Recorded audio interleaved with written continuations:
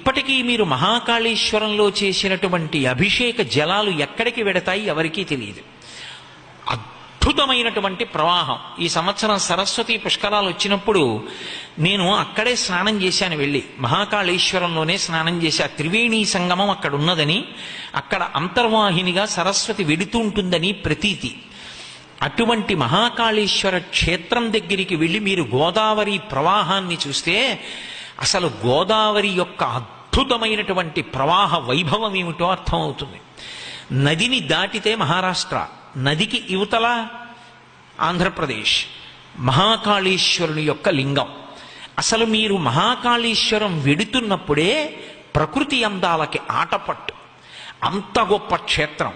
జీవితంలో ఒక్కసారైనా మహాకాళేశ్వరం వెళ్ళకపోతే, మహాకాళేశ్వరంలో కూర్చుని కాసేపు ధ్యానం చేసుకోకపోతే మనుష్య జన్మకి ఏదో